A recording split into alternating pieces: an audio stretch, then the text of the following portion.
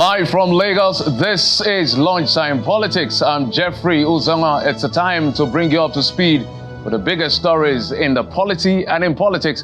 Let's begin with our headlines. German President Frank-Walter Steinmeier visits President Bola Tinubu at the State House following his arrival in Nigeria last night.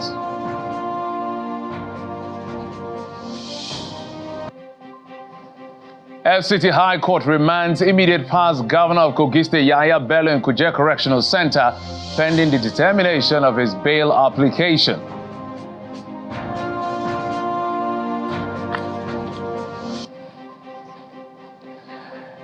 And the leadership of the NLC, Pengassan and Nupeng, visit the Port Harcourt refinery in Eleme, River State and give their report.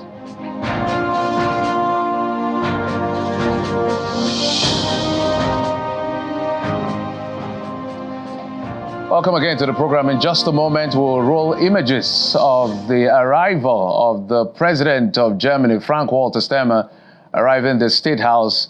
I was about to inspect a guard of honor just moments ago. That's part of his three-day official visit to Nigeria. The German president was received at the presidential wing of the Nnamdi Azikiwe International Airport in Abuja by the FCT Minister Nyesom Wike. While in the nation's capital, President Steinmeier will meet with key Nigerian leaders, including President Bola Tinubu and the President of the Economic Community of West African States, as Mr. Aliyu Torre. A statement by the German embassy in Abuja reveals that the German president will also visit Lagos, where he will engage with business representatives, visit a startup hub, and meet with members of the Nigerian culture sector and civil society, like Dr. Nike Okundayo and Professor Wale Soyinka.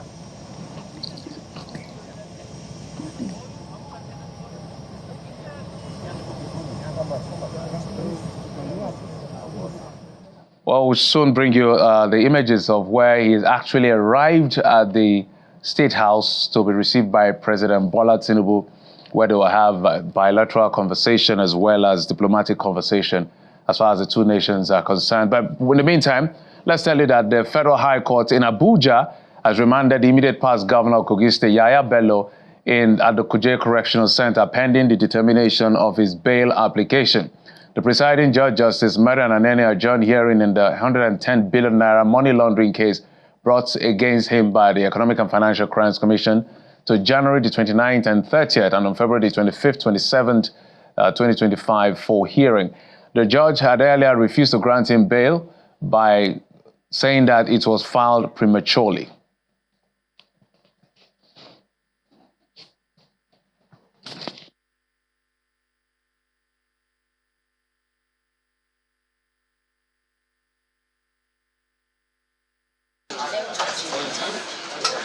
The immediate past governor of Kogi State, Mr. Yahaya Bello, is back at the field courtroom of the Federal Capital Territory High Court for the ruling on his bail application.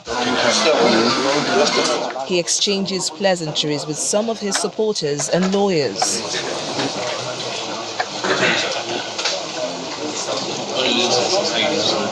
The trial judge, Justice Marian Anene, begins with the ruling on the former governor's bail application.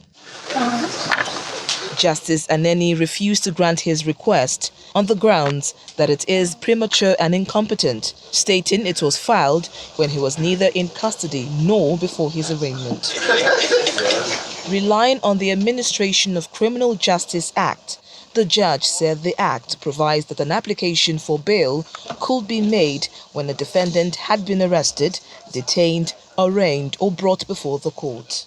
Mr. Bello had filed an application for his bail on November 22, but was taken into custody on November 26th and arraigned on November 27th. However, the second defendant, Mr. Umar Oricha, and the third defendant, Mr. Abdusalami Hudu, each received 300 million naira bail with two shorties each, who shall have property in the Maitama district of the FCT within the jurisdiction of the court.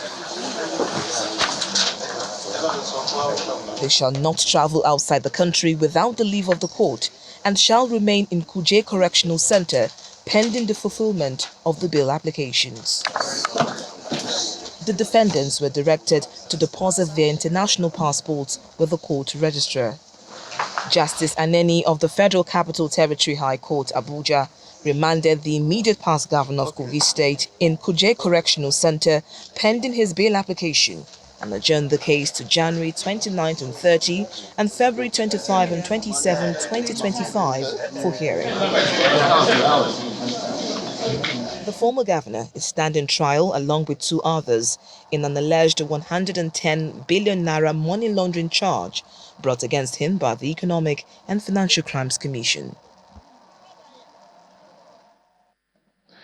And on to the National Assembly bill seeking to mandate domestic processing of at least 30% of raw materials before exportation as passed the second reading in the Senate, sponsored by Senator Nweboyi Peter of APC representing Ebonyi North. The bill aims to amend the Raw Materials Research and Development Council Act 2022, introducing provisions for processing and production protection. During his lead debate, the senator highlighted the transformative potential of the bill for Nigeria's economy. He argued that mandating local processing will boost local manufacturing, create jobs for Nigerians, reduce dependence on import and demand for foreign exchange. After deliberations, the president of the Senate, Godswill Akpabio, put the bill to a voice vote where a majority of the lawmakers voted in favor, allowing the bill to scale its second reading.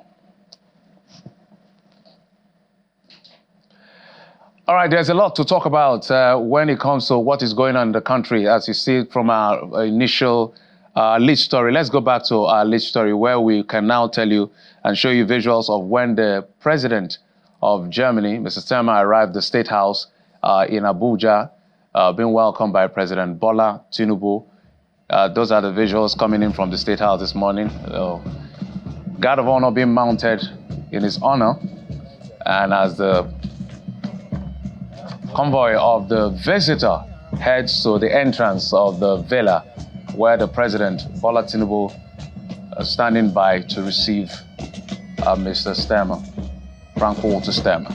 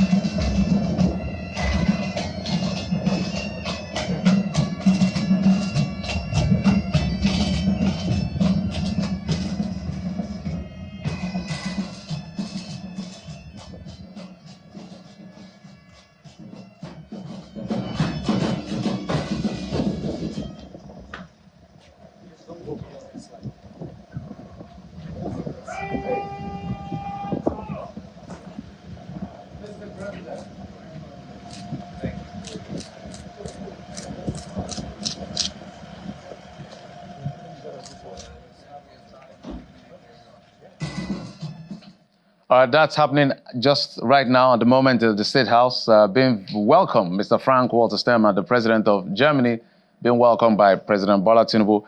So let's get to the conversation we have for you that has to do with a lot that has to do with the state of the nation. We're being joined in the program by the special advisor to the president on public affairs, Mr. Aliyu Audu. He joins us from our Abuja studio. Mr. Audu, thank you so much for coming on the program. Thank you for having me. And I must say, it's been a while. I've seen you. So welcome again back. Let's begin with this visit by the German president. Maybe you give us as an insider scoop exactly what to expect to get out of this particular visit by the German leader. Oh, yes. There's been an increased activity between the country and Germany, especially in the energy sector. Sometime this year, in continuation of last year's conversation where Mr. President negotiated for accelerated implementation of the cement deal in our energy sector in a bid to fast track, the reform in the energy sector. This is, it was upon that the President had promised to visit the country to continue conversation between the two countries in areas of collaboration for, mutual benefit for both nations. Okay, we hope to see all of the outcome as soon as possible because, especially as you mentioned, the energy sector quite critical to Nigeria, given what is going on with the grid and the decentralization, if you will, unbundling of all of that to the state level. Let's see how that conversation trickles down to empowering Nigerians even further with that energy sector. But let's bring other conversation to the fore. Just before we got to that visual, we talked about the issue of export of our raw materials. I also like your comment on that because I'm looking at the foreign trade in Nigeria in terms of goods, the statistics provided by the MBS. And we could see that we have a trade surplus. But if we look at just that, we're going to celebrate. But if we look at the facts behind the numbers, there is really not much to celebrate because if you look at solid minerals export, it's just barely marginally less than 1%. That's 0.38%. So what aggressive policy is the government pushing besides some of this within this legislation to ensure that we do the best we can to bring some level of value addition rather than always throwing our raw materials and getting finished goods? Because if you look at that number again, finished goods in terms of import constitute about 47% in the last numbers coming from the MBS. Zaudu. Oh yes, I mean from the get-go, Mr. President has always maintained the need for the country to move from, extractive economy to one that creates job through, value addition to our raw materials and reduce our level of dependence on imported finished product. And the bill on raw materials, having to add value to them before export, just passed the second reading in the Senate is, totally in line with that. And while we are looking at the data, it's equally important to note that even as low as the non-oil sector contribution to our export is, there's a marginal improvement in it. And further look into that will show that most of the things that were imported, at least I think about 25%, accounts for machineries, equipment, which basically shows that we are heading in the direction of, economy that is paying more attention to production as against the total consumption that we have always been. And that's the only way you add value, that's the only way you create job and keep our GDP growing. Aldo, I'm saying that because we're going to go to the issue of VAT that is quite controversial. Because when I look at the numbers, and I like to appreciate the numbers, it's good that we have recorded this trade surplus, at least for the first time. I think we recorded in the other quarter as well.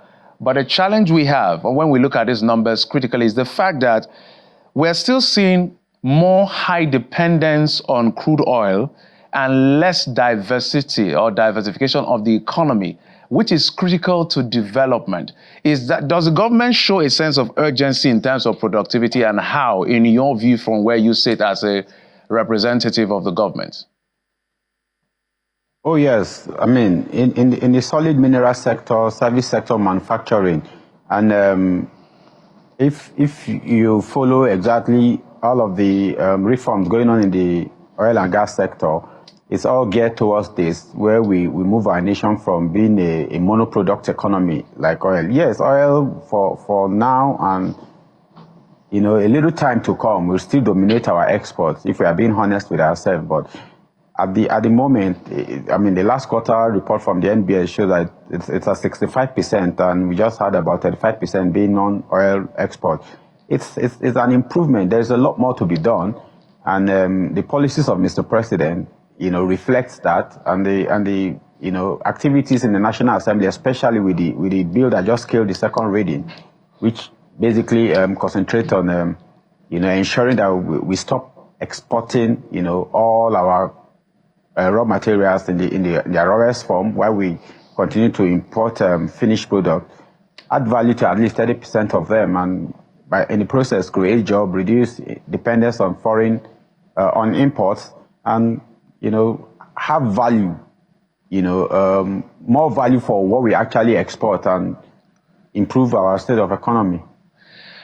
All right, let's get to this issue of VAT because you're here and I want to have your take on as many issues as possible. We'll just go through all of it at the same time as much as possible. VAT has been a big issue and I'm happy you're from the north, even if you're from the north central. And I know that the biggest pushback has always come from that part of the country. And everybody can see the merit of the proposal that has been presented to the National Assembly, the 4 bills. But there's also merit in the argument made from the people from the northern part of the country. What's the level of conversation? What level of conversation is ongoing to see that everybody has that buy-in? Because they are worried that this will give them the short end of the stick. Oh yeah, a lot has been done in terms of communication. I mean, there's been a lot of engagement, and I mean, it's ongoing. You know, today there are a number of engagements by the committee, the Tax and Fiscal Reform Committee. Then the presidential media team is carrying out a number of conversations too. We have a scheduled progressive dialogue for next week where the leadership of the party and the support structure of the party, the various support groups, and I mean, are going to, you know, equally be involved in the dialogue regarding this, not just tax reform and all the other reforms of the administration, so that, you know, as a governing party, they are very well carried along with the reforms that is currently ongoing. I think by tomorrow in the Northwest, we have a conversation too. We have a town hall meeting in Kaduna to be led by Minister of Information and National Orientation, Alhaji Muhammad Idris. And it's still in a bid to, you know, clear all the gray areas and ensure that we are all on the same page as far as the tax reform is concerned. So what are the feedbacks you're getting, say, from the opposition, from civil society, from everybody that is against this particular tax bill? Because it's important you hear from the other side and know how to, your POV in terms of your response, because response is quite critical beyond reaction. Oh, yes, there's been a lot of improvement. I mean, like some of us said at the early stage of this conversation, a lot of people went into it with bias. You know, they were not very well informed. Most people, you know, even openly on national TV admitted to not, you know, reading the tax proposal before making a judgment on it, which I think is very misleading and is irresponsible on the part of any leader. But as time goes on, Mr. Taiwo has been doing a fantastic job, and his team, I mean, they've been going around, you know, tirelessly explaining the different parts that people have concerns with. And Mr. President has expressed, you know, willingness to, you know, have a sit down with the respected parties and iron out whatever area. I mean, no document is perfect. Mr. President isn't thinking that this is perfect, but he is very confident that this is very good for the nation, irrespective of the part of the nation that we are talking about. And it is the next step that we must take if we have to, you know, achieve our desired goal of shared prosperity as a nation. So let me speak for some states, for instance, play the devil's advocate here. Some states are arguing to the effect, maybe Jigawa and other states perhaps are arguing to the effect that, however I want to look at it, just having 80% access to the common wealth within the VAT derivation or within the collection of VAT helps them to have a bit of stability. But this new formula is not going to help them in a lot of ways, because their level of consumption itself, given the purchasing power parity that we have, the low purchasing power of the people, is not going to help them, because the law says that now consumption is a consumption tax, so it is where consumption is derived, that is where the VAT will be attributed to. So for those people who are making those strong arguments to the effect that, look, we are really not that well off, so no matter what you do, changing this formula is going to even make us worse off. What compensation do you have? All right. I think there is a lot of misinformation around that as to, you know, how the final value will come to after the new after the tax bill is passed into law. Let's get it that VAT, as it is currently, the over 50% of what the country currently earns from VAT, it's on, import VAT. And that is always going to make about 50% of the pool. On the other side, we have other high VAT paying elements within the pool, like, you have your telecommunication, your banking services. These activities are carried out across the country. A number of people in Jigawa make call, a number of people in Jigawa do business transactions, and they are all going to account for what the state gets. Prior to this reform, what used to happen is telcos, whose headquarters are in Lagos largely, file from Lagos, because that's where their finance offices are, file for VAT in Lagos, and this VAT portion is counted against Lagos. But what's going to happen going forward is that telcos are going to bring, enough data to show how much of this earning is done across the country. So whatever data is used in Jigawa State, the VAT attributed to it is going to be counted against Jigawa, which would be a plus, because in the previous or current arrangement, it is zero, because most of it goes to Lagos. Then we're looking at the oil and gas sector, where most of the companies are domiciled both in Lagos and in Port Harcourt or in Rivers State.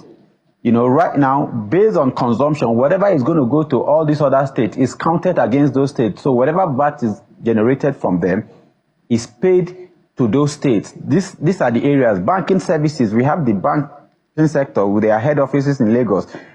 What it's going to mean is that these banks are going to now show reports about banking activities that take place, in Jigawa, in Kebbi, in Enugu, in Ebonyi, so that this VAT is, appropriately apportioned to each of these states. So it is clearly misleading to think they are going to earn less based on the current value. No, they are actually going to earn more. The states who should be really concerned are states like Lagos and Rivers State, who currently earn a lot more than this other state.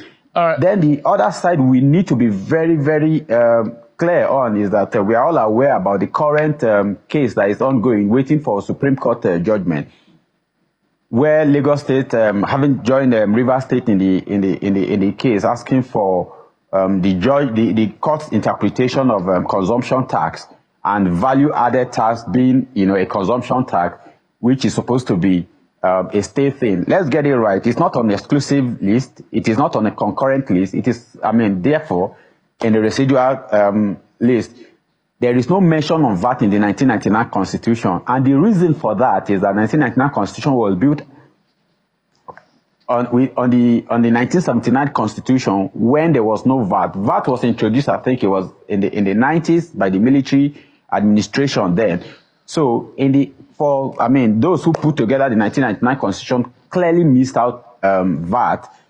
The fact that it is not stated as, it's not even a concurrent matter, it means it's a residual matter. States will eventually, upon the decision, upon the judgment of Supreme Court, will have the right to charge this VAT. What Mr. President is currently proposing is to avoid a zero sum. If this judgment goes to Supreme Court, if this judgment comes from Supreme Court and gives states the absolute right to charge VAT and collect VAT, you see the bigger state like Lagos, River State, we will have 100% of whatever VAT they are collecting, and there will be no obligation to share it with any state. Okay, I get the point. So, just for a moment, because of time. So, do you also think that this pushback is also political? And how politically is the government responding to this? Because some have also said that the managers of economy are all from the southwest, the Yoruba extraction, Wale Edu, Cardoso, Taiwo Yedele, who is a taxman himself, FIRS, Isaac Adedeji, I can go on and on. So that could also be a pushback from the brothers in the north. And how do you want to resolve that? As a nation, we need to actually move away from where who manages what comes from. I understand the need to feel, carried along, but we have a president who has been, charged with the responsibility of leading this country for the next 4 years. He's going to, be on the, he's the only person who is going to be judged at the end of 4 years as to how well he's done. It's totally his prerogative to pick who he wants to work with, who he understands will give him the best of the result. I mean, yes, we understand the political side of this argument, and it's clearly misplaced in the sense that the real issue as a politician, and I'll say it, but because I am a Nigerian, the very reason many of us came into politics is to be involved in how we are governed, to ensure that, we move from a nation where only a few, the kind of feudal system where the northern system is very used to where we have shared sense of ownership and shared sense of prosperity in national dealings.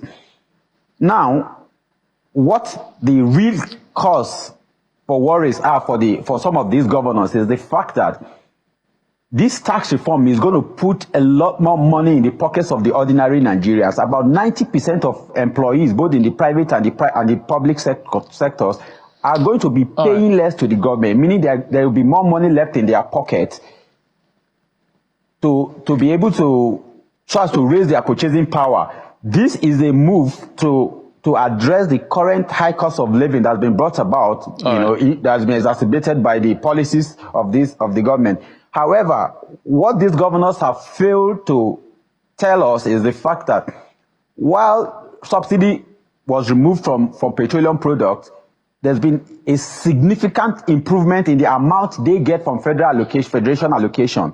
What has been done with this at the subnational level, we need to see that.